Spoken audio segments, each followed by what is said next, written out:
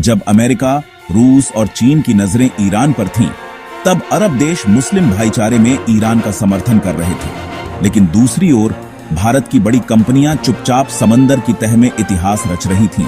भारत के हाथ लग गया है वो महाखजाना जो हमारी अर्थव्यवस्था को 5 ट्रिलियन से सीधे 20 ट्रिलियन डॉलर तक उछाल सकता है। समुद्र की गहराइयों में छिपा था वो तरल सोना जिसने अमेरिका, चीन और सऊदी अरब की नींदें उड़ा दी हैं। अब भारत उस 85% तेल निर्भरता को खत्म करने की दिशा में है। लेकिन सवाल है, क्या वाकई भारत बन सकता है दुनिया का अगला ओनियल किंग? इस खोज की शुरुआत हुई अंडमान निकोबार के आसपास, जहां गहराई में छिपे तेल और गैस के भंडार ने भारत की किस्मत ही बदल दी है। हमारी उभरती हुई अर्थव्यवस्था के लिए सबसे बड़ी चुनौती ऊर्जा की होती है और कच्चा तेल इसका मुख्य आधार है। अभी भारत अपनी जरूरत का 86% तेल विदेशों से खरीदता है, जिससे हर साल 8 लाख करोड़ रुपए से ज्यादा विदेशी देशों के पास चला जाता है। यह वही पैसा है जिससे देश में स्कूल, अस्पताल, सेना और इंफ्रास्ट्रक्चर खड़ा किया जा सकता था। दुनिया की भू राजनीति में भी यह निर्भरता हमें कमजोर बनाती थी। चाहे रूस यूक्रेन युद्ध हो या ईरान इजराइल संकट, हर बार तेल की कीमतें हमारी नीतियों को झटका देती थीं। लेकिन अब वो वक्त बदलने वाला है। हरदीप सिंह पुरी ने खुद ऐलान किया कि अंडमान सागर में भारत को मिला है एक विशाल तेल और गैस का महासागर।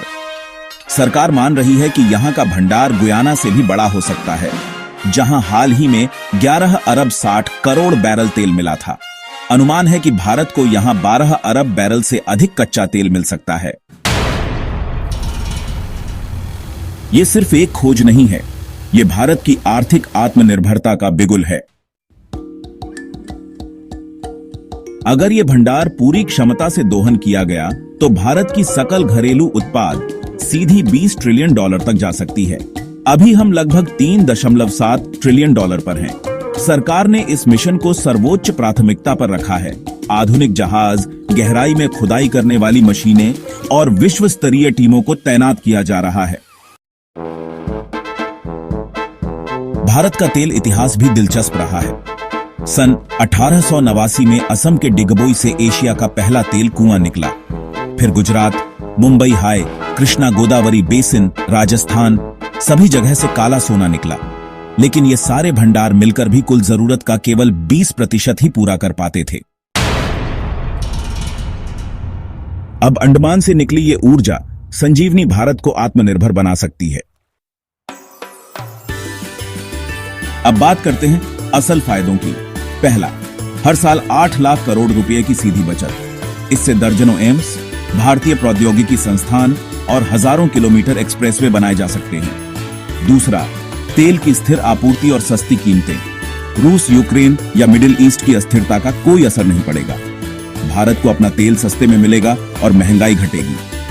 तीसरा, अर्थव्यवस्था में जबरदस्त उछाल। प्रति व्यक्ति आय बढ़ेगी, करोड़ों नए रोजगार बनेंगे और भारत वैश्विक निवेशकों की पहली पसंद बन जाएगा। चौथा, वैश्विक ताकत में वृद्धि। अब भारत सिर्फ तेल खरीदने वाला नहीं बल्कि बेचने वाला देश बन जाएगा। ओनियल उत्पादक देशों के संगठन ओपेक को भी हमारी बात माननी पड़ेगी। लेकिन चुनौतियां भी कम नहीं हैं। सबसे पहले, गहरे समंदर में खुदाई यानी डीप वाटर ड्रिलिंग दुनिया की सबसे जटिल तकनीकों में से एक है। इसमें अत्याधुनिक जहाजों, रिमोट कंट्रोल मशीनों और पानी के भीतर काम करने वाले यंत्रों की जरूरत होती है। भारत की तेल कंपनियों जैसे ओएनजीसी के पास कुछ अनुभव है, लेकिन इतने बड़े पैमाने पर विदेशी विशेषज्ञता जरूरी होगी। दूसरी चुनौती है पर्यावरणीय संतुलन।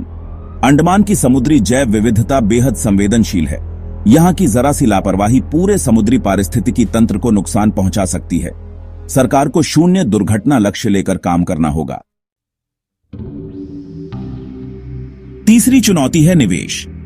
इसमें कई लाख करोड़ रुपए की लागत आएगी। रिसर्च, खुदाई, तेल परिशोधन यानी रिफाइनिंग और पाइपलाइन नेटवर्क तक।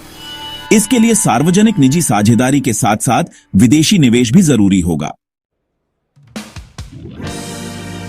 सरकार इस मिशन को लेकर वाकई गंभीर है और पूरा रोड मैप भी तैयार हो चुका है।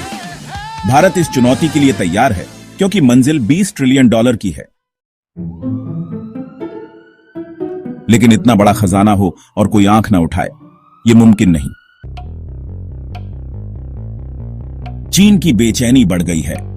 मलक्का जलडमरू मध्य के पास अंडमान की रणनीतिक स्थिति बहुत महत्वपूर्ण है और चीन अपने रिसर्च जहाजों के नाम पर जासूसी गतिविधियों को तेज कर चुका है। ओनियल उत्पादक देश भी परेशान हैं। भारत जब उनसे तेल खरीदना बंद करेगा तो उनके राजस्व में गिरावट आएगी।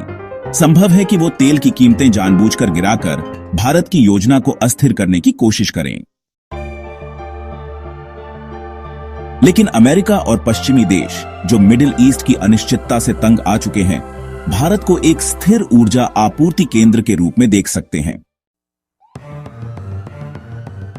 अब एशिया में दो तस्वीरें बन रही हैं। एक तरफ दिवालिया पाकिस्तान और दूसरी तरफ तेल से समृद्ध होता भारत। अंतर इतना विशाल हो जाएगा कि हमारे दुश्मनों की रातों की नींद उड़ जाएगी। अपनी राय नीचे कमेंट में जरूर बताएं। वीडियो को लाइक, सब्सक्राइब और अपने दोस्तों तक जरूर शेयर करें। जय हिंद, वंदे मातरम।